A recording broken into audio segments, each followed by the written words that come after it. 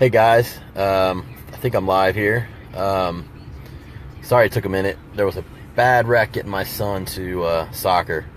We had to go about 35 minutes out of our way, so I thought I'd be here quicker with a little more time to peruse some of the comments. But I think I remember what everyone was asking. Paul Burchell, you asked about older individuals and ped use. I don't want to go in too depth here, but I will tell you it's definitely gonna be based on blood work, and I wouldn't blast it too long there, Paul. Like you said, maybe 10 weeks, and then hop off and definitely get your blood work, see where you're at. But yeah, it's gonna really be blood work dependent. You certainly want everything to be kidney, liver, cholesterol. You want to get all that back into range, and really, honestly, at your age, I wouldn't be going too hard on the blast phase, and I'd actually get some blood work done once or twice while you're on it to see just what's going on. Like, how bad is it tanking your cholesterol? Is it affecting any of your other vital organs? My guess is no, because you won't be going super crazy, but that's as far as I really want to go in depth on that. And then keto, transitioning to keto, Steve Broering. Good question. Steve, I'm going to give you your direct answer, and then I'm going to give everyone else an answer. Steve, for guys like you and me who are lean and, ectomorphic, you can just jump right into carbs if you want. I mean, there's no transitioning you really need to do. You should be lean. You should be insulin sensitive. Just go ahead and start eating carbohydrates. You could put them at every meal if you want, and it's not like you're going to get fat. So, Larry, no guitar tonight. So, Steve, you could transition right in. For everyone else who, maybe a little more carb sensitive, things like that, if I suspect someone has a slower metabolism or they really didn't get as lean as, you would really want, I'll put carbs first pre, give them to them pre, give them a week, maybe even 4 to 5 days, just see how they're doing, and then put them post. And then I might even bring them in intra, and then bring them in meal one, and then I probably would leave them there, and I'm going to be bringing fats down as I do that. So we're just walking them back in slowly for a lot of people. But for you, Steve, I think you could just go ahead and, put them in wherever you want. You could hit meal one, pre and post immediately, and you're going to be fine, because I do it all the time.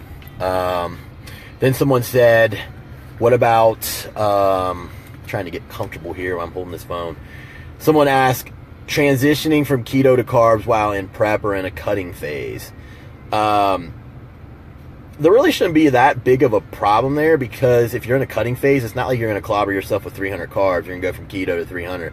So, I jump a lot of my females back and forth all the time, and, they might get 100 on their training day coming out of keto, and, 60 on their non, and then a refeed. As long as you're not, going into a really high amount of carbs, even if you're in prep, I mean, I've never seen much problem jumping back and forth, to be honest with you. I just do it. I don't know if other people say there's some big protocol or procedure, but I don't really follow anything. Like I said, I take women back and forth all the time to shock their bodies. They seem to need it a little more, and I'll bring them in and out of keto all the time. But like I said, when I bring them out, it might only be 100 carbs on the training day, so it's not like it's really, and then I'll use, probably 80% of those around. So they might be 20 meal one, 40 pre, 40 post. So most of that's getting used, when they need it in the training window. So I don't really see an issue during prep or cutting phases jumping back and forth.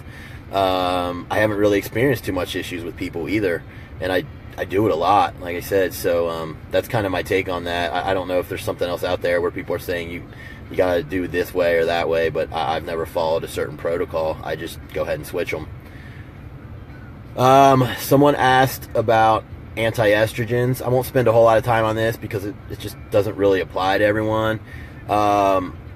But basically, for you men out there who are on cycle, we saw a cycle where there was just an absurd amount of anti-estrogens, and, to lose body fat and stay insulin sensitive, you actually need estrogen.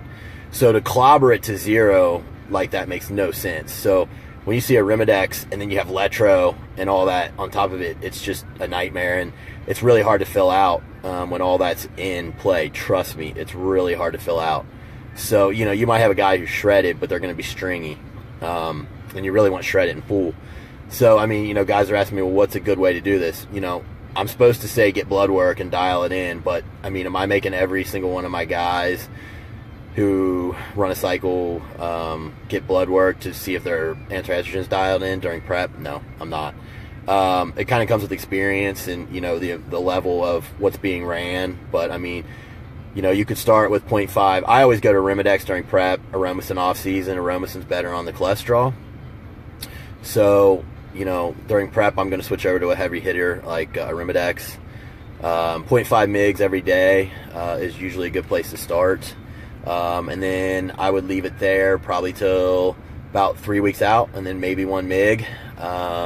And then final week, 1.5 mg. That's a very generic way to do it.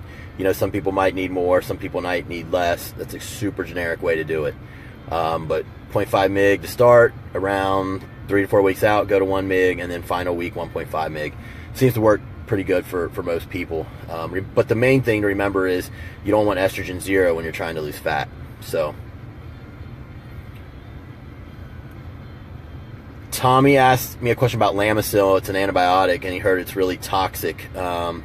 I have not, Tommy. I've heard of it, but I've not had any experience at all. So I really don't want to talk out of my ass on it. But you know, as a general, long-term antibiotics definitely can destroy gut health. Some people seem to be more prone to that, but I've seen it wreak havoc. So, you know, the best bet on antibiotics is get on as you need it and get off, and not to overdo it. Let's see. Chris Hoffman chimed in. He normally does 0.25 mgs Monday, Wednesday, Friday. That would be of Arimidex. And, you know, Chris, that's going to have to do with dosage as well. I mean, if that's TRT, totally makes sense. If that's 750 mgs, well, you're just less prone to sides because that's not a whole lot either. So, again, it's such a wide range for people. Plus, Chris, you stay lean as hell. The leaner you are, the less estrogenic sides you're going to get from everything. So, that seems to make sense for me as far as you go. Okay, I think I covered everything that was thrown out there. Oh, no, Catherine, I just saw you pop up. So you had asked about some other HIIT ideas. I'll be honest with you, Catherine, the whole time during prep, I love it on a spin bike. It seems to help shred up my legs. I know there is some science out there, and I maybe covered this before, but you can spot reduce a little bit through HIIT cardio in the legs. There was at least one study. I don't know it off the top of my head, but I love the spin bike. I've done it on the elliptical. One that I've done when I want to let my legs get a rest is use the ropes, the battle ropes. Works really well. Get you a little more delt work in, and you can rest your legs some. So I know last year when I was pushing for junior nationals, which was actually a pro qualifier for classic, and I had only started 7 weeks out, I needed every week I had. So I did HIIT battle ropes all the way up to Thursday and got on stage on that Saturday. But I started doing that 7 days out to let my legs rest, but at the same time still get that calorie burn from the HIIT cardio. So that's one that you can do, the battle ropes. Then, you know, people get fancy and flip tires and things like that. I just don't. I want to be able to track what's going on and, you know, have some sort of resistance to it. So I use the bike. I keep it simple. During prep, I like things simple. My food's the same. It barely ever changes. And, you know, I keep my HIIT fairly the same. That's just me.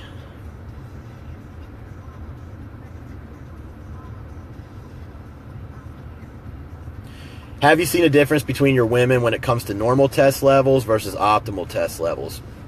She's talking about testosterone and natural levels for women. So, I mean, over time, sure. But if you're in normal range versus optimal, so optimal would mean, you know, you're average to better. You're on the high end of the lab range. I don't think, honestly, Shelly, that whether you're, you know, normal in the middle or high on the range is going to truly have a ton of effect on the muscle someone carries. I think genetics at that point are going to carry the day. As long as someone is normal to above, you know, they should be able to recover decent. But, you know, when we're not talking about, you know, exogenous additions and we're just talking about what the body can release, I think that a lot more things come into play at that point, as long as you're at least in normal range or above. Like, you know, how hard do you train? recovery. Do you sleep well at night? Are you low stress? And then just your genetic makeup for the fibers, and having the fibers and the fast twitch and all the things that make a great bodybuilder, to have all that. Best pre, intra, post protocol. That can get pretty fancy, and I don't generally make it too fancy. Pre-workout, I like Whole Foods, Pedro. So for me right now, it's what do? I do beef. I do some liver tabs, a little extra iron. Seems to give you a little extra vascularity. But I just don't really like eating a ton of meat before I go train, so I'll fill up some with livers. And then I do jasmine rice or cream of rice. That combo with salt just gives me a great pump. Intra-workout right now, I am doing EAAs and BCAAs and keto salts with Carbolin. And I'm getting the EAAs and keto salts from my product Essential Energy. Big time help for my focus and just getting extra reps at the end. I love it. That's a shameless plug, but it's the truth.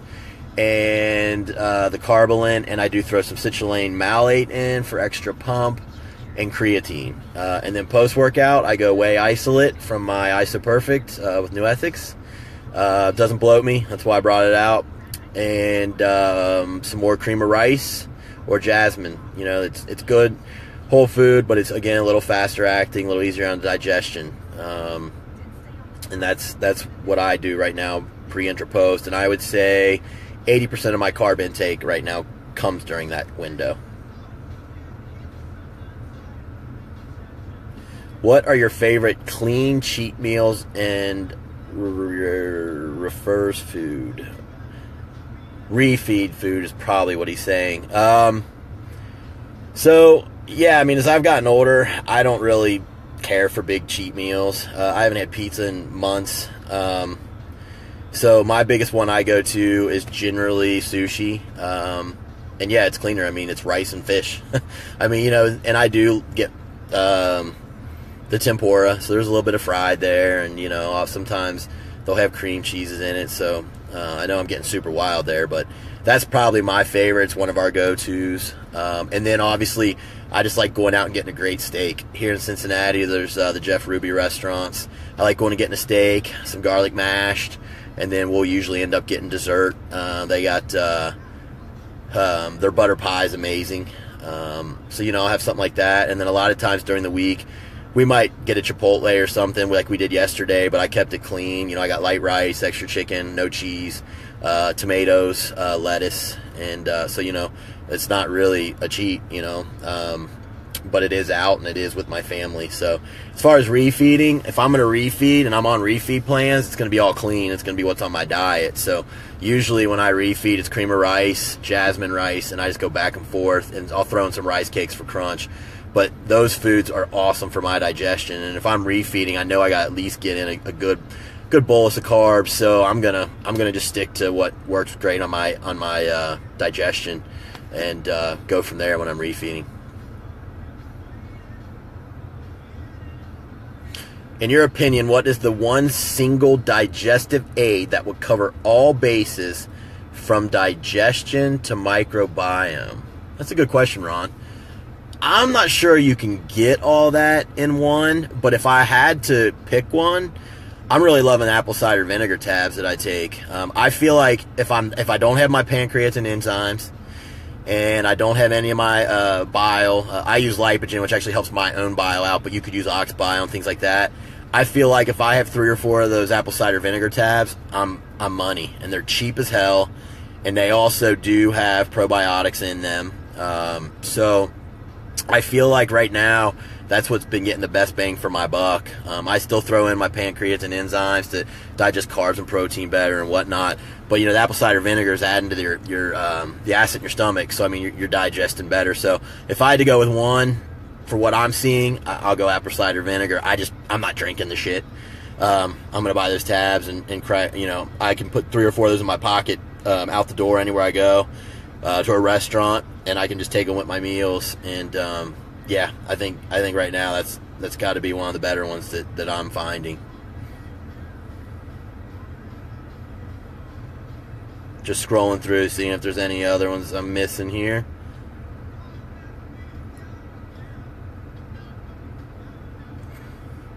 No other questions so far. I don't know if any of y'all got anything else. Let me scroll back up and see if I missed any. I was just scrolling down.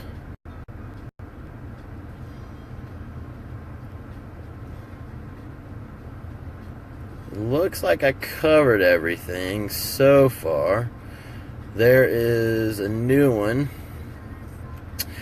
Mike, when does my diet start? He's asking about me.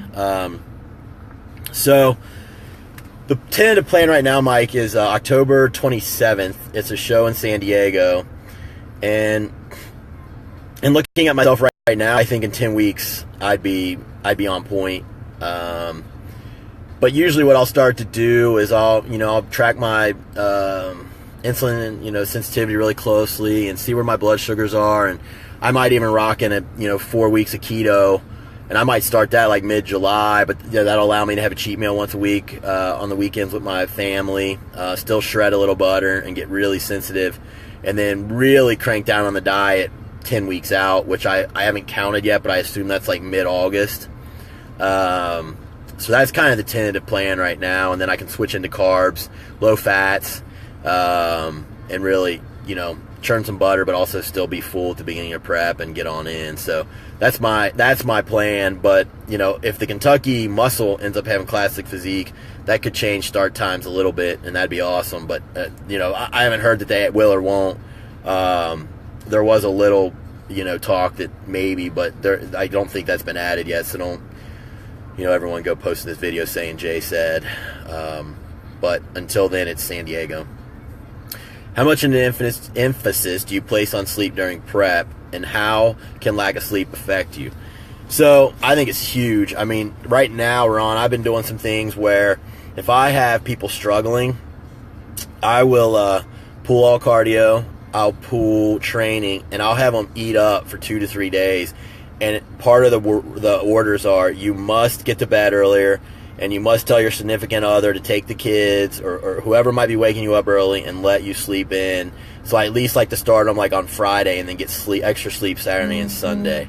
So what happens though with lack of sleep, that's one of the biggest reasons for your body to get inflamed.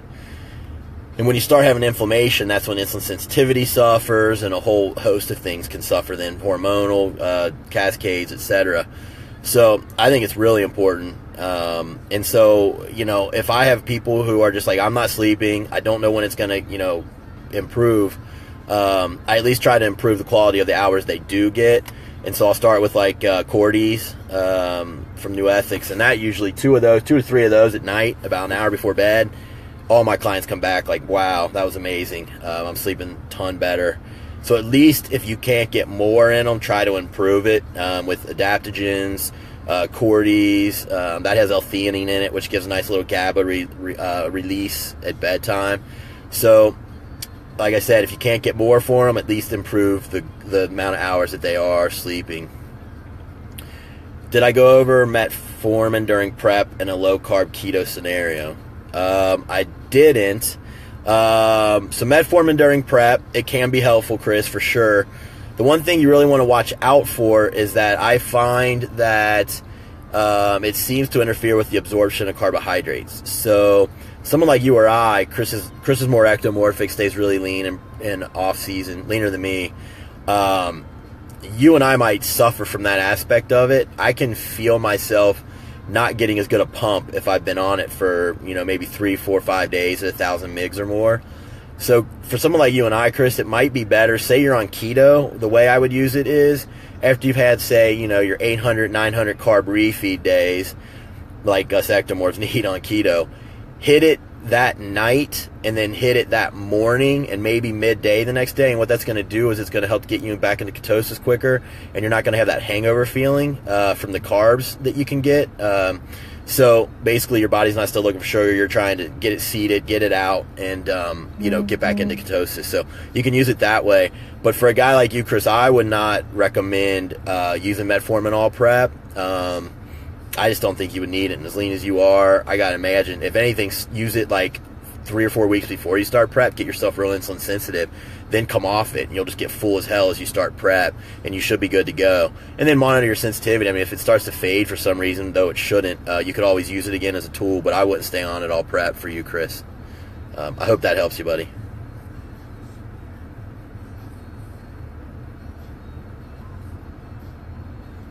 Ryan Hines. Hey, Ryan. He has been tracking his blood glucose. Is it normal to have average higher blood glucose after 2 to 3 days of trace carbs? That's not necessarily normal, but I forget what it's called now, and I should know, so I apologize, Ryan. But there are people actually who go on keto, and they actually will, spike their glucose because of it. And I am so sorry, I'm not remembering the name of that. So you could be experiencing that, and my guess is with the trace carbs, your protein's probably really high, and you'll convert the protein via gluconeogenesis to some sugars.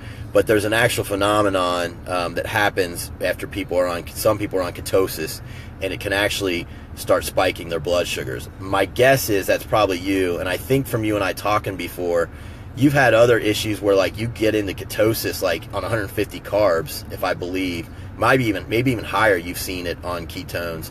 So the fact that now you're going trace carbs and it's all off, I'm not sure that I right now can piece together all the science of it, but I'm not surprised based on what some of your history is and you and I have talked about. But look up ketosis and high blood sugars.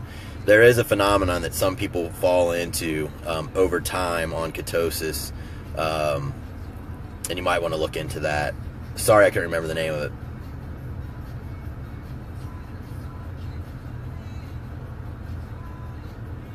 Using the para-workout nutrition protocol with high percent of daily carbs around training, do you limit fat in the other meals before and after that protocol? Ethan, I don't. So right now, I'll tell you my meal breakdowns. So meal one is, I fast till about 11 a.m. I get up and just work. So I do about a 12-hour. So that's not nothing. It's not much, but there is some literature when I was doing my research on the Physique Summit to report or to present on insulin sensitivity. There was a study regarding 12-hour fasts and how it does increase your sensitivity a little bit. So I generally, because I work from home now, I can eat when I want. So I'll get up in the morning, take some fat-burning subs, things like alkaline or acetyl L-carnitine, things like that, plus my health subs. Get up, hydrate, drink some green tea, and I'll work till about 11. So then I'll have about 80 grams of oatmeal. So that's about 60 carbs. And then my next meal will have about 25 to 28 grams of fat. And then my next meal will be my pre-workout. And it's about 110 grams of cream of rice. So I think that's about 80 to 90 carbs. And I put a big helping of honey in it too. And then I'll do my intra, about 50 to 60 carbs. Post is another 110 grams of cream of rice with another big scoop of honey. And then my last 3 meals of the evening will have about 28 to 25 grams of fat. I stay really lean on that. Literally lean for me is about a 6 to a 7 millimeter on my ab. I'm not going to stay any leaner than that, trying to grow, but for me that's pretty lean. So I hope that answers your question. But I find that, if you're timing your carbs right and you're eating clean the other times, you can go ahead and hit some fats in those meals. You'll be fine. I'm way stronger for it too. As soon as I start pulling those fats, my strength drops pretty quickly. I hope that helps.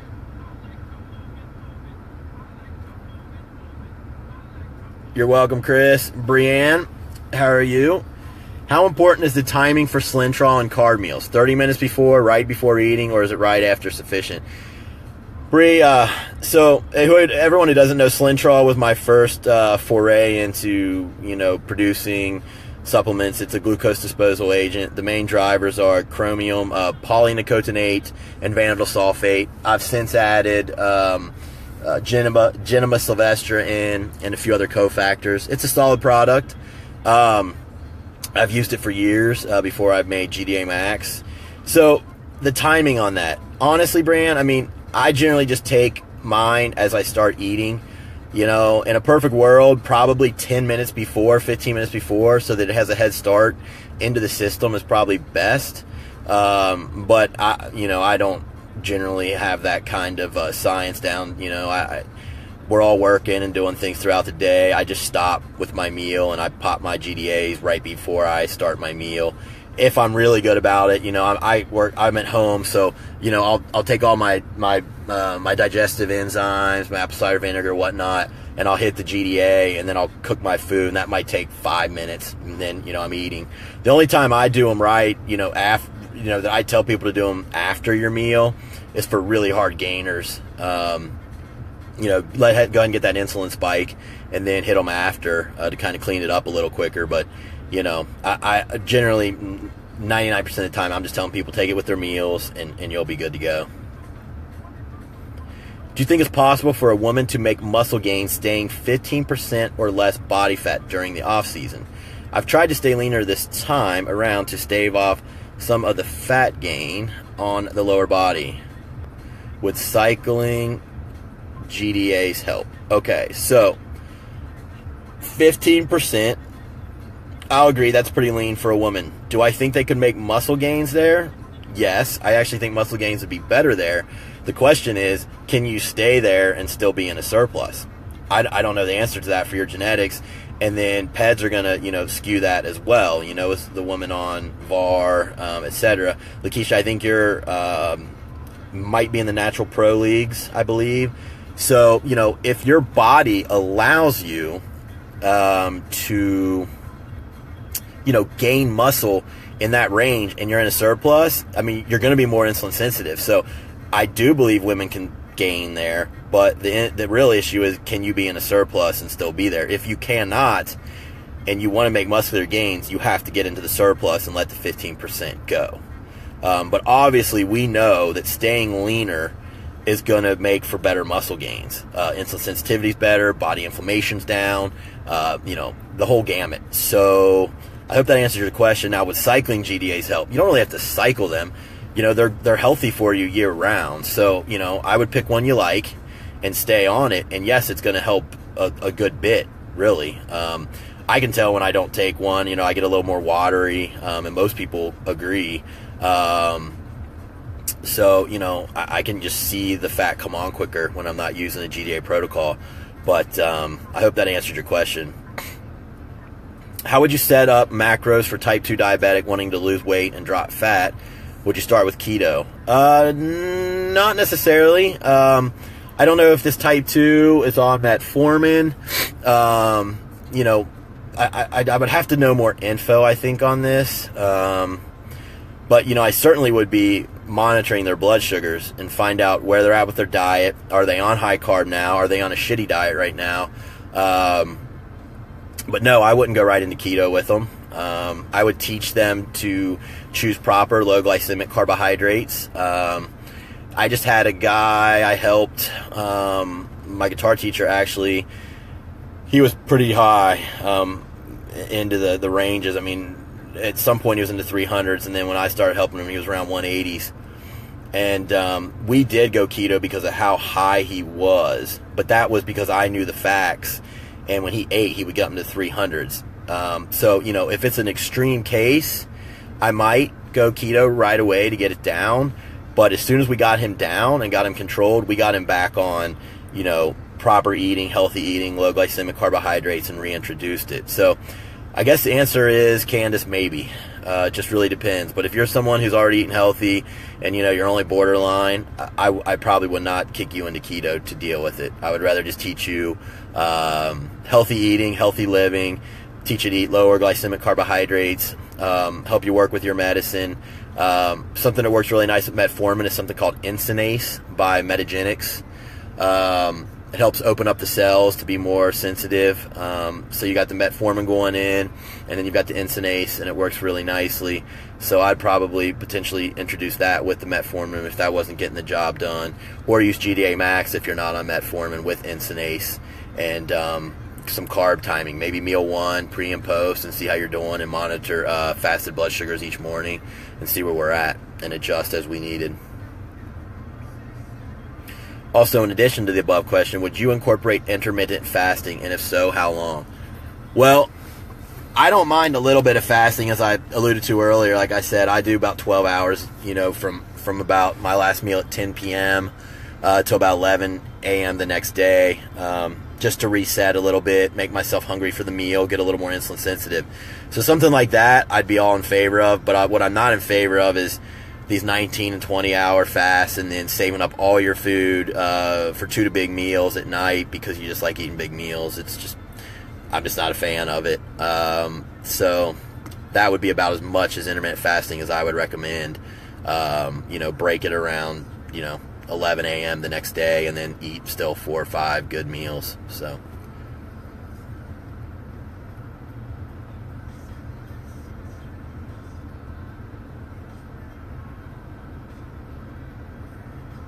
let's see.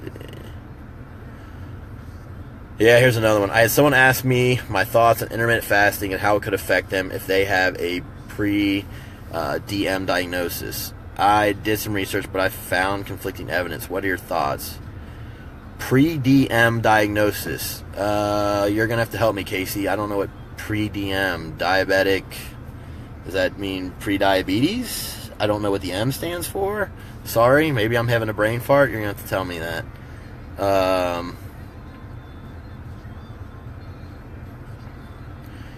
Joe with just a nice comment. Joe, I haven't seen him in a minute. How awesome is it that he gets to watch 35,000 feet in the air on his long flight? Glad I can make it better for you. Kelly, Kelly said, were you referring to the dawn effect regarding Ryan's question about trace carbs and having high fasting BG? I think you can have the dawn effect, though, on even normal carb intakes, Kelly. So I don't think that was exactly it that I was referring to. It's something specific to being on a keto diet and blood sugar is just rising fairly rapidly over time. During that didn't make sense. Rising fairly rapidly. So I would have to go look it up, to be honest with you. I don't think it's the dawn effect, because I'm pretty sure that can happen to other people who are, eating a healthy intake of carbohydrates.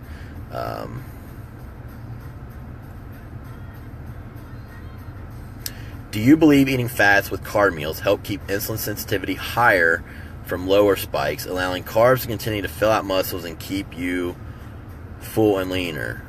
Do you do no fats with carb meals, or do you think it's not a big deal as long as calories per day and meals aren't too high, and that having fats with carb meals keep you leaner and sensitivity higher? Good question. So there's a lot in there. I don't think having no fats in a carb meal is going to necessarily make you lose sensitivity. I diet for shows that way, to be honest with you. The less time I have to get shredded, the less fats I eat, and the leaner I get super fast. And I don't lose sensitivity, and I don't take anything other than a GDA to keep it going, because metformin flattens me out big time. So I don't think you have to have fats in a carb meal. Now, if you're in a surplus and you're eating a shit ton of carbs and a low fat, just from the spikes alone and the glycogen load, you're going to end up losing sensitivity over time, unless you're one of those lucky outliers. Like I have a guy who's eating about 750 carbs. He's even used some GAH, and even on MK, he's like in the 70s on his BG. It's unbelievable. Like I told him, like, he came to me for Classic, but he doesn't have a super small waist. And I was like, man, you're kind of built to just get huge. All the markers we follow for health, like he passes them all. So, there are outliers, but if you're just pounding carbs, that I think is going to have a bigger impact rather than whether you put fats in it or not. Now, we do know that having fats in the carb meal, the carbs aren't going to clear as fast from the digestive system. So you're right, and that the spike won't be as high potentially. But I think it has more to do with total caloric load and glycogen load than it does just one individual meal, if that makes sense. As far as me, yeah, I do have some fats in my carb meals, but they're definitely lower than my other meals, because right now my fats in my non-carb meals are about 25 to 28 grams, And in my other meals, they go from anywhere from like 2 to 3 up to about 10. My breakfast has a yolk and whatever's in oats, and I hit some fish oil. But yeah, I'm not taking in 28 to 30 grams of fat with my high carb meals. I do tend to kind of like to spread them, not mix them, at least not in big amounts.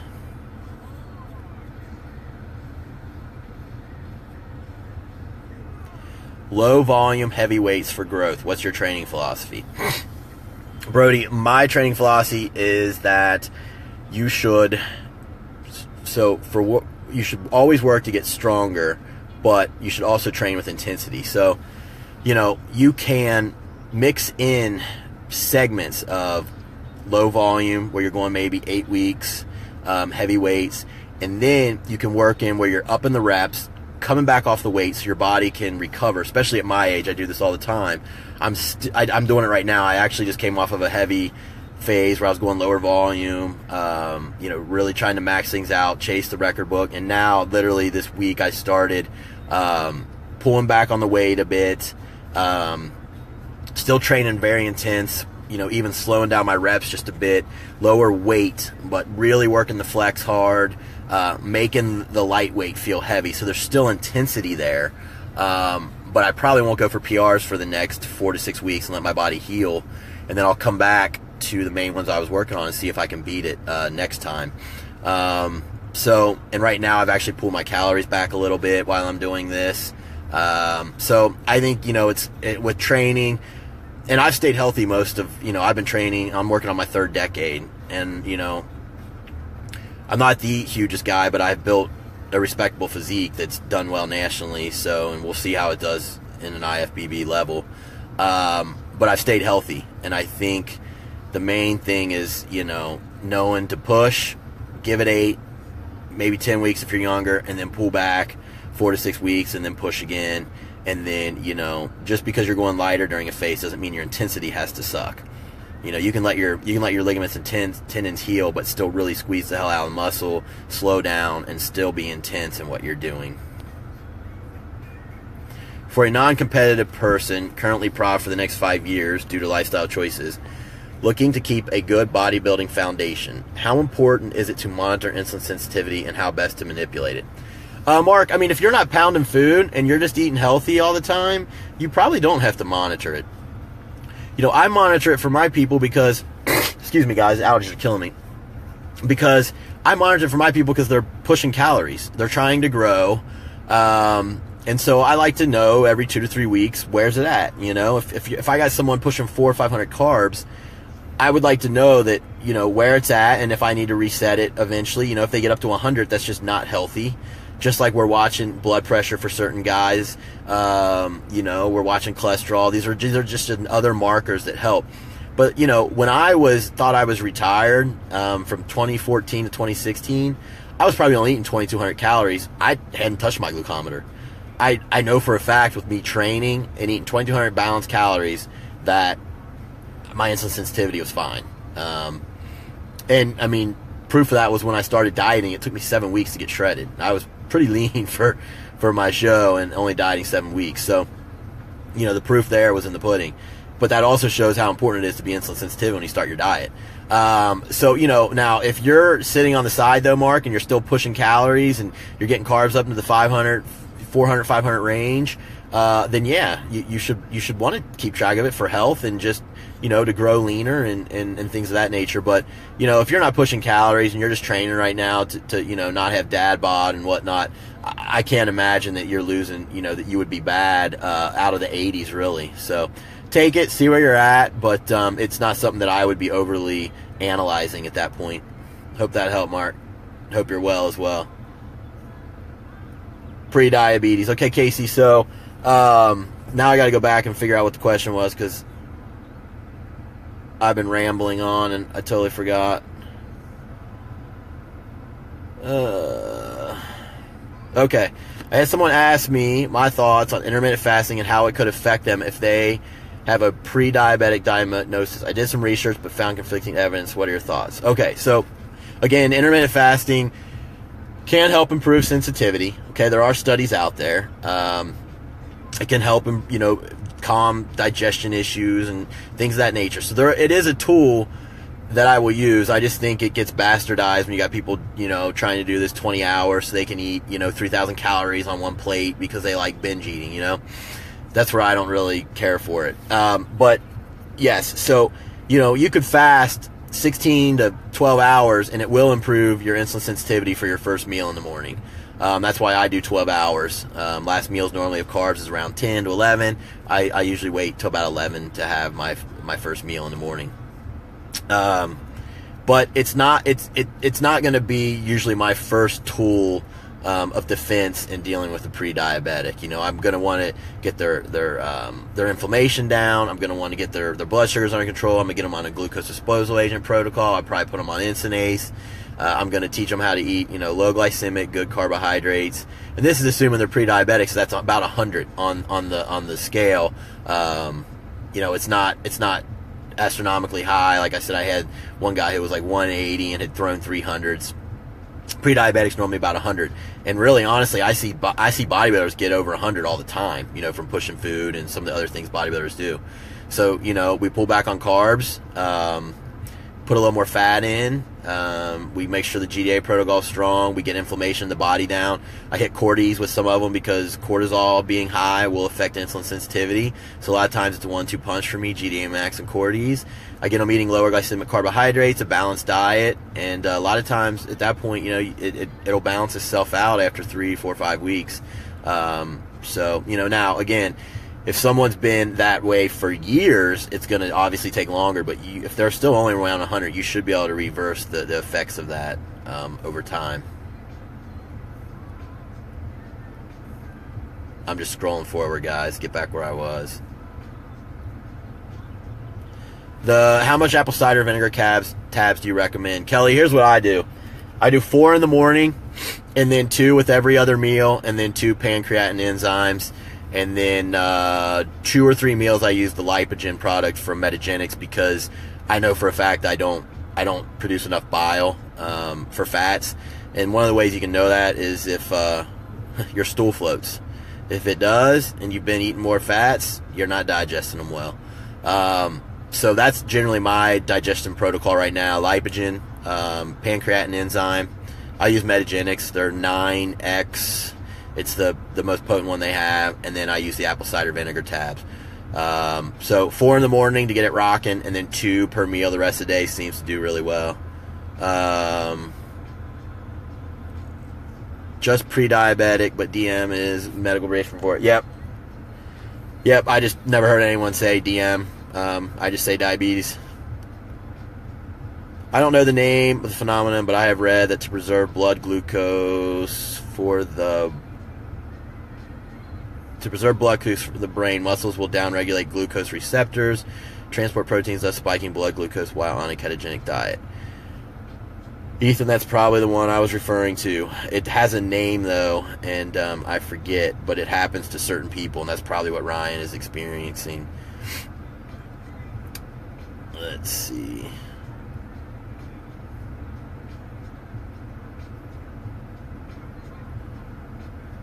Man, you guys are loving this intermittent fasting tonight. I hate intermittent fasting other than just for a little bit. What's your take on intermittent fasting for about 14 hours and training while in the fasted state? I hate it. Absolutely hate it. I would never do it. I need 3 meals to even get a pump. So, if you just are doing it because you're saying you just want to be healthy right now, no prepping, and if you feel good doing it and it works for your day, do it. But there's no way in hell I could put on significant muscle and hit PRs and train hard with no food on my belly for 14 hours. Not a chance in hell. All right.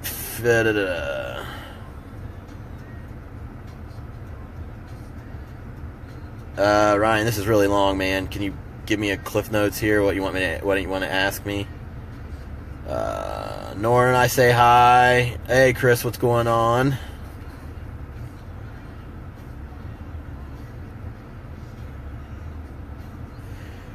Fat loss and ability to stay lean seems to have decreased significantly over the last 5 years. I know age is involved, but at 34 I feel I shouldn't be struggling this much. Even when pounding cows and seriously monitoring diet in the past, I never monitored insulin sensitivity, so I was wondering if those years of diet had gotten me off track.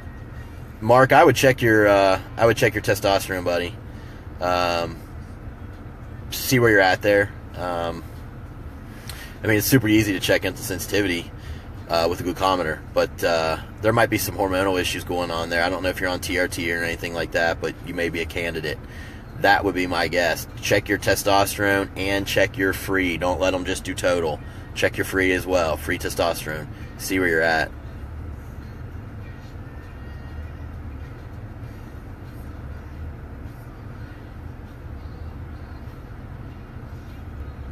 Ryan, we can talk about that on the maybe on a chat or something. It was just so much to read. I want to keep this moving for everyone here, but I'll go back and read it later and see. But just sometimes when things come up with clients, I'm researching it as it comes up, and that's one of those things I don't see much, where the blood sugars go high in keto. It's like one of those things where I know that it happens, and then I get into researching it and see what I can do, if it's an issue or whatnot. So you might just have to dig into that, buddy, and see where you're at. But I'll read that comment later. Let's see. It's 8:20. I've got about 10 minutes to go here. I was going to do this till 8:30. I don't know if anyone else has any other questions, but I'll hang on for 10 minutes if you do. These were some good questions tonight, though. And just let me know.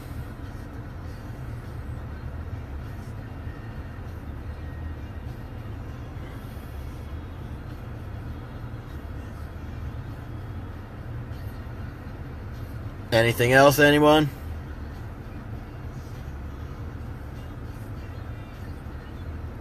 Are low T levels a hereditary thing, or do other factors affect it? It can be hereditary, but I'm gonna, generally other factors are a lot of times at play. I mean, things you're exposed to environmentally can affect T levels. Stress level can affect T levels. Lack of certain minerals and iron, lack of certain vitamins and minerals can affect T levels. So it's kind of a broad gamut of what could make it low. So it's kind of hard to say, and blame it on just genetics. Do you think you get used to Clen and it stops working like people say? I mean, you definitely get used to it, but I don't know that it stops working, because I've ran a bunch of different protocols, Brody, and one of the ones that I like the most is where you just start really low, like 10 micrograms, and just add like 10 to 20 every 2 to 3 weeks, and just rock it on in and never go above 100. And that one seems to be the one that shreds people the most. So I think generally what seems to happen is you lose the stimulation from it, but I don't know that it stops working on the beta receptors. Just based on what my eyes have seen, I would say it does not stop working. When people take time off to say they reset the beta receptors, really, I think it's resetting the adrenals, which is not necessarily a bad thing to do. And I feel like it's easier for men to stay on it full prep and recover than it is for women. A lot of times with women, I do still like to take time off, like maybe 2 days on, 2 days off, or 1 week on, 1 week off, because women are usually the ones that have a little harder time recovering adrenals and, get metabolic compensation harder, etc. So with men, a lot of times I'll start slow and then just ramp it up, and then, just have a cap of what it will be.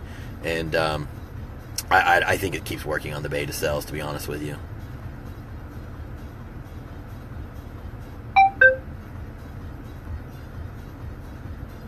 Yep, Brody, sounds like you do what I was saying. Yep. Why do you get so tired for so long after a show? Probably from all the stim use. I mean, if you're using a lot of stims and then you come off, I mean, that's going to make you tired. I mean, your body adjusts, right? You put an outside source in, it's going to stop producing, certain amount of hormones, certain amount of stimulation. So, you're adding clenbuterol, and then you come off, you're going to be super tired. There's other things that people run show. So, they're coming off, and the body's finally, now it's got to rely on its own machinery, and it takes a while to get that going again. So, one of the things I do post post show is I'll have people run Adrenal Rebuilder from Dr. Wilson. I definitely do it with my women. I don't always do it with all my men, but women I definitely run Dr. Wilson's Adrenal Rebuilder. I'll run Humanifort though with both people if the men aren't staying on TRT. Humanifort really helps to get the HPTA going. So does Adrenal Rebuilder. And then, you know, I'll throw in some things to support, you know, hormones and things of that nature, depending on if it's a man or a woman. But that's why we're so tired after a show. Oops. Okay. What's the farthest out of a contest you've started clean for pre-contest diet client? Kelly, 16 weeks, and I never do that anymore. I just think it's too hard on the body. You know, and plus, you know, when you're the first 4 weeks, you should be able to get easy fat off. I don't care who you are. You know, the diet should be set up good enough that you can do that. So the farthest was 16, but I just don't do it anymore. I think it's careless, to be honest with you. Peanut butter with casein protein before bed. Unsweetened almond milk instead of water during prep with post. I don't use casein. I just, you know, stick to whey isolate and add fats to it. And I use almond butter. I don't use much peanut butter. I'm not saying I don't ever, but I don't like to pound down a lot of omega-6s. I'd rather get a better source.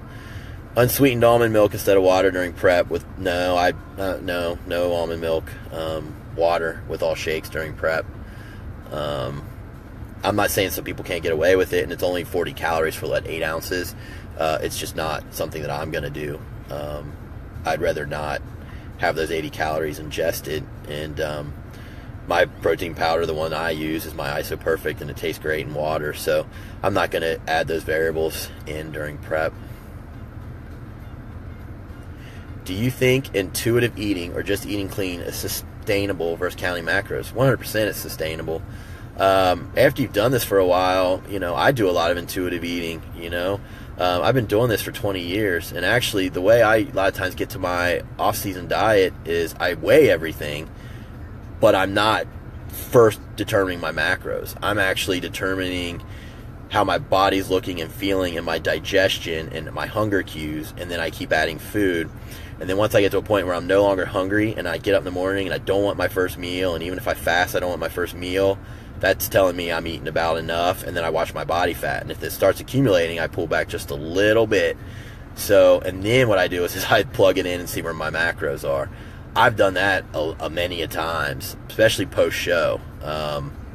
But yeah, it's certainly sustainable. You know, before macros were counted, you know, a lot of bodybuilders just kind of did things intuitively. I do think tracking macros when you have a goal is better, and I think we've come up with a better system. But certainly, if you're not trying to get on a bodybuilding stage and you just want to be healthy and, you know, build some muscle, I think you can intuitively eat as long as you're watching your cues. You know, you shouldn't be starving if you're trying to build muscle. I mean, that sounds pretty logical, right? And, you know, you also don't want to be bloated and to the point where you're just stuffing meals. Now, if you're on, you know, tons of gear and things like that, which I know you're not, Christina, then, you know, certainly people can force feed and make it work for themselves because their body's, you know, running like a Lamborghini. But, you know, you just need to take your body's cues and watch where you're at. If you get to a point where you're just not hungry anymore, then watch your body fat, watch your waistline. If it starts accumulating, you know that you're just way too high of a surplus, pull back 250 and see what happens. If you start getting a little bit more hunger cues, you know, you should want your next meal. You don't have to be starving, but you should want it. And you can still be in a bit of a surplus and still want your next meal. So, yeah, I think intuitive eating is fine, and yeah, sure, have at it. Training a muscle more times a week or less times? For me, it's more times. But you got to watch your volume. So I hit chest 2 to 3 times a week, but I'm not going to be in there doing, you know, 30 sets each time and just pulverizing it either. So, but, you know, now you're going to say, well, how much volume? I don't know. I don't know anything about you. I don't know your recovery ability. I don't know your supplement stack. I don't know if you're eating enough. But the one thing I can say is I've seen better results by training it more often and not killing it with volume each time. And that seems to work better.